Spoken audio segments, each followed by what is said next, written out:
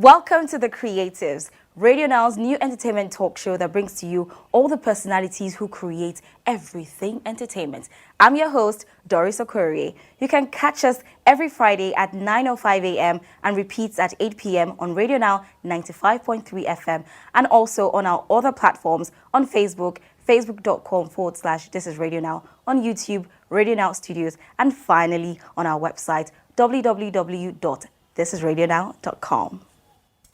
And of course, you know I have to tease you. So I have with me in the studio a woman who has multiple talents. She has multiple feathers on her creative cap, from modeling to music to acting and many more. If you want to know who this is, you know what to do. You have to stick around. She's a woman of many talents, a former Miss United Nations winner, a singer and music video model who has appeared in music videos such as Burna Boy's Run My Race, Timi Dakolo's Love Song, Lynx's Ezioku, an actress who has appeared in movies and series such as Flatmates, Hex, Casino, President for the Day, and the list goes on for days. Welcome, Scarlet Gomez. Thank you so much for coming. Thank you for having me. Okay, so let's just get right to it. Okay. So you were greatly influenced by your father of blessed memory, Mr. Tokes Shotade, who was a renowned sound engineer and music producer. So why did you start off being a model? It wasn't planned. I didn't think I was even going to be in the modeling industry for any reason because, you know, I wanted to go to school, study mass communication and become a TV presenter or a newscaster or something, yeah. Because growing up, I always loved watching the news and just seeing them do their thing.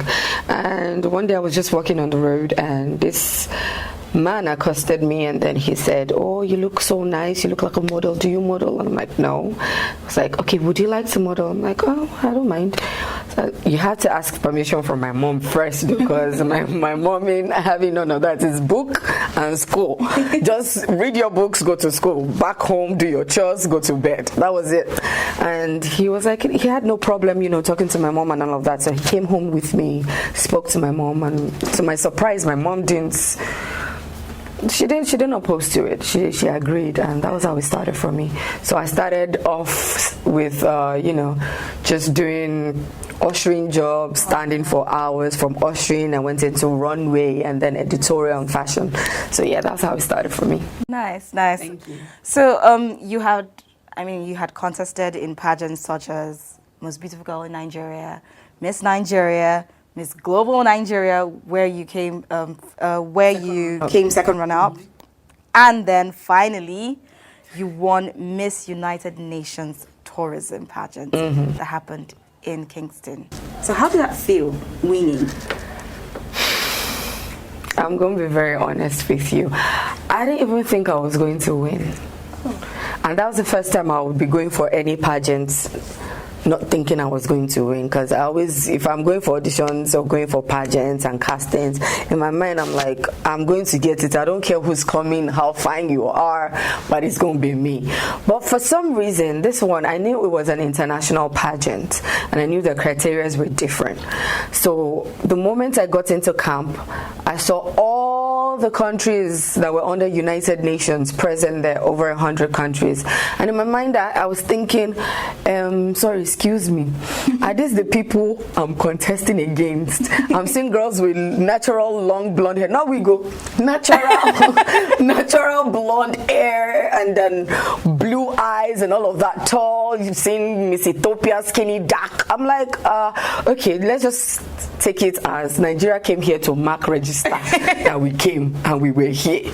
And in my mind, I'm like, even if I make it past, you know, the tops and I make it to the stage, when last did you see, when you are watching Miss World, the moment they say, and Miss Nigeria, that's the only time you see her. She doesn't, they cut her off and you don't see her again. So in my mind, I'm like, okay, if I can at least make it to top 50, then I've done my country proud, you know.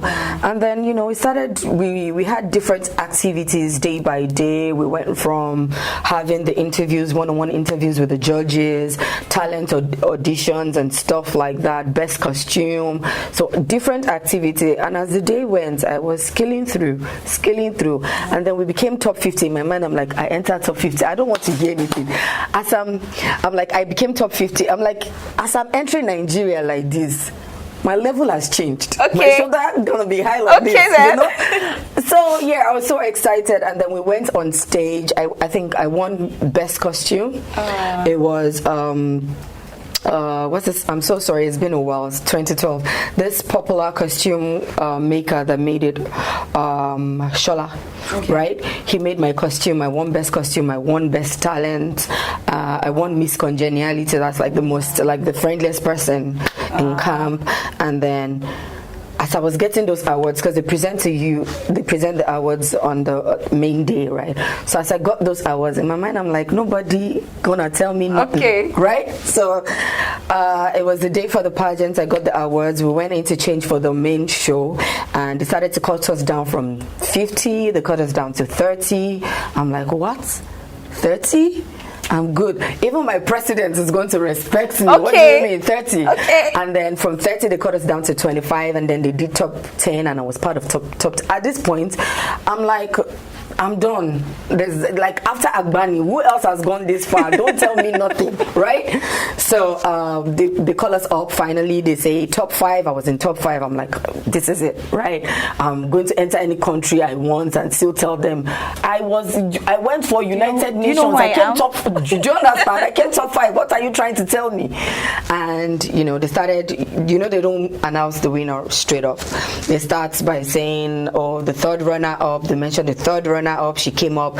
Second runner up, she came up. And then it was myself and Miss Jamaica that were standing holding each other. And in my mind, I'm like, I don't even care if I don't win, because that means if I don't win, then I'm first runner up, them dead. I'm like, I was just holding her.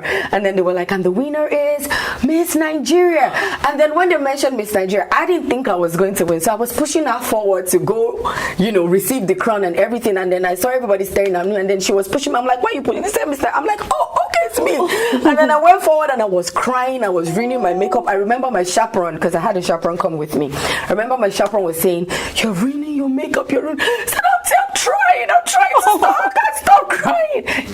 It was out of this world. I can't explain it. Oh, I can't explain it. The feeling so nice. It was amazing. That's so nice. Okay. So now after all of this, you return, and then boom, you become a music video model, appearing in music videos such as Burna Boy's Run My Race, Timmy Dakola's Love Story, Lynx's Ozoku, and many more. How did that happen?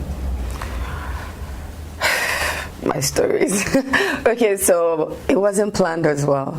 I got a call from now my husband, then my friend Gomi. He called and said they needed someone to help them choreograph Phenom's video, and he remembered that I used to be a dancer, that they don't need anything serious, that he just needed me to come there, quickly do my thing. So I went, quickly did my thing, and I left. And then a week later, I get a call from Clarence and was like, sorry, you were the girl that came to do stuff for Phenom. I'm like, yes. It was like, do you mind being in a video? I'm like, I'm not really a video vixen, because the Nigerian mentality of video vixens are they're prostitutes. So I didn't even want to go close to that, because my mom. And I was like, no, it's nothing like that. It's really clean. And then I heard the price. I'm like, yes, I'm there. I'll be right there. And that was how it started. It was coincidental. It wasn't like I planned it. Wow. Well, okay, so I'm not very sure how active you are now as a model. But what advice can you give to like girls who, I mean, you just made mention of something. So what advice can you give to girls who want to come in as models? I mean, the times are different now. Way back then, video vixens were not respected, right? So I had to even stop being a video vixen because of that, because I wanted more respect. I didn't like the name and the look, right? But now I'll just tell them, if you want to be a video vixen, just go for it, unapologetic about it, and keep your head up high. You know that you're clean, you're not prostitutes. Just keep to it and do what you will. People will talk anyway. Oh, that's sad. Okay, so I know you're also a singer, and your first single was "Catch Me" that was produced by DJ Clem. Yes. So how did it feel? Did it feel like a 360 moment? You know, of course, you grew up around music. Now you're back. Like I said, I always had a passion for music. I just didn't want to do it professionally. But as at the time when I started to date my now husband, he was into the music and he knew that my voice was amazing. If I just say so myself. So he was like, you know what, let's just try do something. I know you don't want to sing, but let's just try it. So we wrote the song together. I did it and it was nice. They used the song for Red Bull Academy in London. And yeah, it was really good. And in my mind, I'm like, okay, if I did this and I wasn't even trying, then I might as well just do music. Why waste the talent I was given? Okay, so was that what inspired your album, Scarlet Letter? The Scarlet Letter? Yes. No, actually, we did a couple of songs and we wanted and we noticed that most of the songs that I was writing had to do with love and heartbreak, right? And we needed a very catchy name for the album. And we sat down, we were brainstorming, thinking of a name, and I was like, why don't we try The Scarlet Letter? I know there's a movie called The Scarlet Letter. I know there's a novel, a very popular one called The Scarlet Letter. And the song, if you listen to it, it kind of felt like I was writing a letter. The title of the song kind of felt like I was writing a letter. I'm like, so let's call it The Scarlet Letter. So that was it. That's super cute. So now, what did you feel like recording your first single? Since you're familiar with music and now you're coming out from being a model, now you're a musician, a singer. Recording for me is a different ball game. Till now, I'm still not used to it. I feel I'm the most vulnerable when I sing. I feel like I'm naked when I sing, like I bear it all. So even when I'm in the studio, I have to turn off the lights in the booth so that the producer doesn't see me sing. That's how vulnerable I feel. And that's why I said if I'm ever going to do music again on a full scale, I am not even going to, you all probably would not even know that it's me. I probably would do it with an alias or something. So what you're saying now is you don't want to do music, or are you still thinking about doing music? It's on hold for now because music is a very jealous profession. Okay. So if you're going to have to do music, it's time consuming. It consumes a lot of money as well. Okay. And I don't think I have that time to give to it right now because I'm in the movies and it's equally as challenging. So until I know that I can do it full scale and give the kind of time and attention that it needs and dedication that it needs, I won't do it. Okay, so now this is going to be a very funny question, but it's what it is. What is your I would never make that mistake again music moment?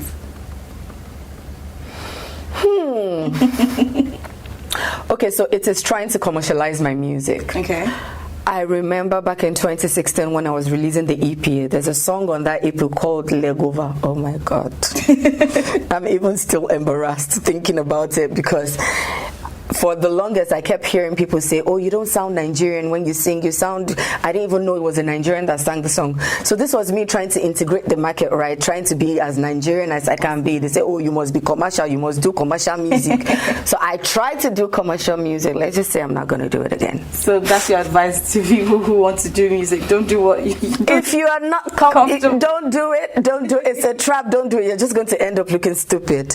Don't do it. Scarlett, I'm enjoying myself. Well, let's go on a short break and we'll be right back. All right.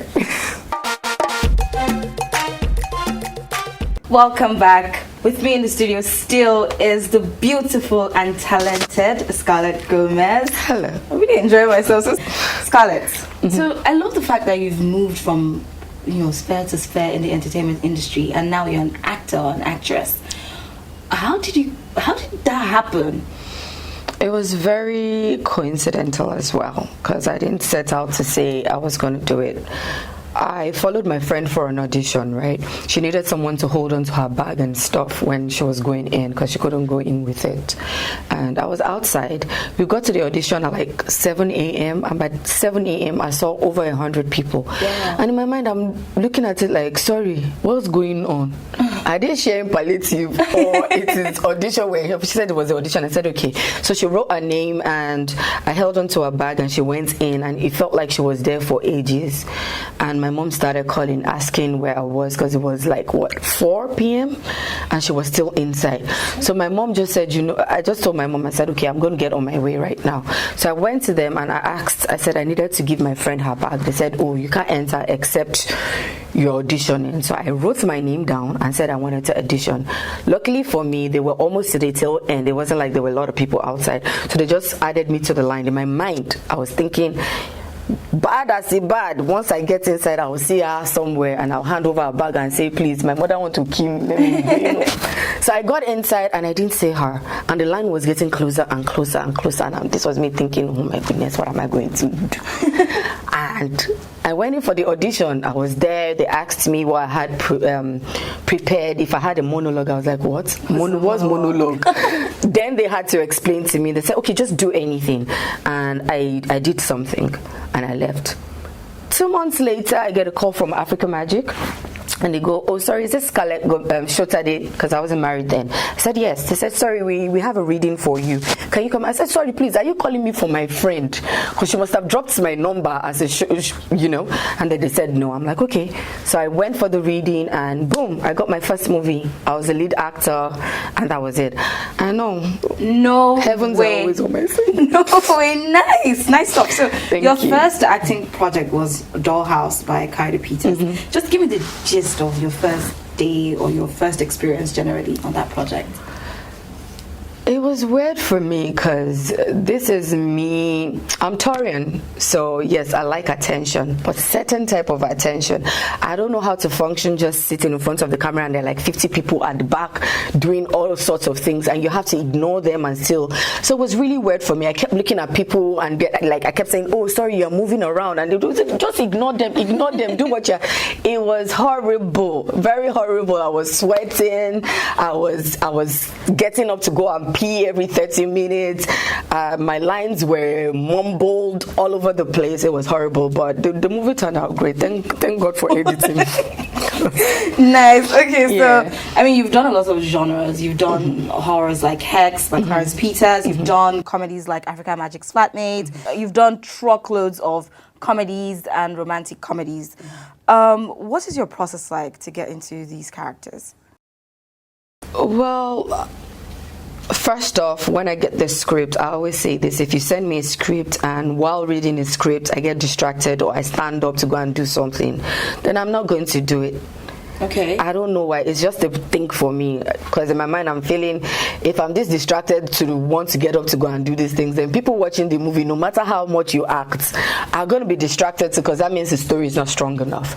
But I get some scripts where right there and then, the moment I open the script, I don't stand up till I finish. Then I go, okay, this is a really interesting movie. I have to do this one. So usually when I get the character, what I try to do is I build a backstory, because these are things that they will not help you with. They just tell you they tell you how old. Basically, when you Nigerian scripts, they just tell you who the character is. Like, oh, this is Mary. She's 30. She's light in complexion and she's married. That's all they give you. So for me, I go back to say, okay, so Mary is married. She's light in complexion. She doesn't like her husband. Why doesn't she like her husband? So I start to build scenarios like, okay, she doesn't like her husband because probably growing up she witnessed her mom being abused by her father, so she's carried that on into her new relationship and all of that. All those little tiny details that I build behind the character, what will help me, emote and, react to certain situations differently from what another person would do, basically. And then I try to believe the situation as much as possible, because if you don't believe it, then the people watching it won't believe it as well. So I try to relate to the character as much as I can, and if I see that there's nowhere to draw from and I haven't experienced the situation before, then I go to do my research. I start to look for people that have been through it, ask them, so how was it for you? I kind of run like a short interview, and then I work with the little details they give me, and then I put it into what I have to do. And wow, that's a lot of research. But that's amazing stuff, though. Thank you. So it's no secret that, you've done a little bit of PR, because I know that you handled Lakon Big Brother's Instagram page. So is this something you want to officially You actually went to dig, didn't you? Yes, I did dig. Okay. So is this something you would like to do? Like add it to something? Of course. That's another that's a layer to myself that I just discovered. It wasn't something that I was trained for. It wasn't something that I knew that I had. I did it and it worked. So yeah, I'm excited to try more of it. It was interesting. It was fun doing it. Okay, so this one is a bit tricky. But which do you enjoy most? Cool. Modeling, music, acting. If I'm going to be very honest, modeling shouldn't even be on the scale, because that was just a means to an end, basically. But I'd say music before acting, to be honest. Really? Yes, I really am passionate about music. But why? I'm always singing, always. Even on set, they know me as a singer. I'm always singing. Well, because I grew up with it. My dad was into music. My mom could sing, even though she wasn't into music. Everybody in my house could do one thing or the other. Like growing up, I learned how to play the piano growing up. I started playing the piano as early as 2 and all of that. Yeah. So I was passionate about it. It came to me like second nature. Nice. Okay, so of course you've done modeling, music, acting. What is the craziest or weirdest thing that has ever happened to you whilst working? This was not really while working. It had to do with work, but it was after work, because I did this movie, the very first movie I shot with Africa Magic. They named it after me actually. It's called Scarlet. And I played a house help that kind of took her boss's husband. And then I was walking on the road one day, and then this woman sees me, and she told me, she says, Scarlet, and that's my name, right? Yeah. So I naturally turned. I'm like, Ma. She goes, hey, that film where you snatch somebody husband. I said, yes, ma. She said, so after the film can't end, what it can't happen? I'm like, Ma, the film, it ended. That's what happened. Like, it actually ended. So this is me thinking, do these people actually think this is our lives? And there's no, like, it was so funny. I didn't know what to do. I didn't know what to say. And I just kept on working. So I was like, it ended, man. She was like, hey, that's how you finish. I said, that's how you finish, man. I just kept working. It was so crazy. You definitely must have killed the role for someone to actually stop you on the way. Well, I think I did. So do you have any new projects coming up? Oh, yes. I just finished filming with Clarence Peters again. It's a big project. I'm excited about it because I got to play a character that I had never played before. Not in a million years, because we hardly get challenging roles like that in our industry. Usually it's always boy falls in love with girl, boy meets girl, stuff like that. But this one is different. I had to skin my hair just for the character. Wow. Oh yes. So I'm looking forward to it. It's called Inside Life. Nice. Basically, it has to do with our lives as Nigerians and the things we had to go through. The people in power, the people that are not so fortunate, and all of that. Aside to that, I'm also looking forward to Symphony. That's my first cinema project. Oh, nice. Yes, thank you. It's coming out this year as well. And of course, you were in it as well, so I'm sure you should be looking forward to it. Yeah. Basically. And I have a little music project that I'm going to do because my husband insists that I should do it. So I'm going to do something small with music this year. Basically, that's it. Nice. Okay, so level with me here. We see all the glitz, all the glamour, all the posing and everything. How profitable is the movie industry? Since that's it's not profitable. There's no need to try and paint anything in any light. I don't think it's profitable because I have a friend that just finished a very big movie. It's for one of those very popular platforms we have now, the ones coming into Nigeria to settle, and he couldn't even buy a car. you couldn't buy a car. And you have people outside the country playing extras that would, off the top of the money they make, probably change houses, buy cars and everything. We can't do that here. It's quite sad. It's really sad because it's just sad. It's not profitable. So if you're in it, you're either in it for the passion, or you're in it knowing that okay, it gets better or it's going to get better. It's not if you want to act simply because you want to play your bills, my sister, you go suffer. Okay, so what is your philosophy in life? Like your go-to? Well, it would be what my mom told me. Like she told me this when I was maybe 6, and I never did forget. And what she said was, if there's a manufacturing date for something, there's always an expiry date for it. So no matter the problems you go through, you face, so far it has a manufacturing date. It has a date that it starts. It definitely has a date that it's going to end. And that's what I go by. So come what may, no matter how hard the situation I find myself in, I just weather the storm. I'm just like, you know what, it's going to end someday. And then she tells me, she says, take it a day at a time. No pressure, no rush, and that's how I live my life. So I'm never pressured by what is happening out there. Or today, tomorrow will make it 10 years for me in the acting industry. Congratulations! Actually, thank you. And still, I know that I'm not where I want to be yet. I have friends that are probably started like last year and they're way ahead of me, but at the same time I'm not pressured because I know that we all have different timings, and life will happen to us all. So it's definitely probably not my time yet. It's gonna happen. So yeah, that's my philosophy. Nice. So I hear it's actually quite hard. I mean, you just said it's quite hard to break into the industry. Mm-hmm. What advice would you give people who are coming in or people who have just started? First off, I would say, do not come into the acting industry to want to blow, because if that is what you're doing just because you want to be famous, then you're starting off on the wrongest foundation, basically.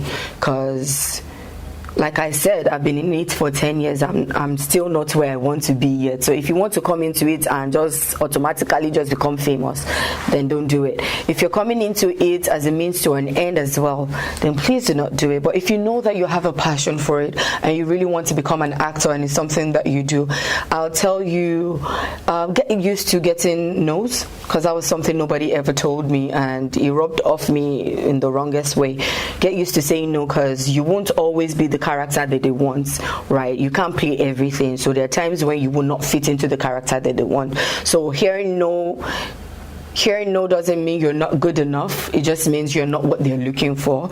Work on your craft. You can't say you're an actor and you know nothing about acting. So do your research. Go on YouTube. Use your search engines. Find out stuff about what you're going into. Read a lot of books, because I think that was what helped me as an actor as well. I didn't get any formal training, but I read a lot, which helped me.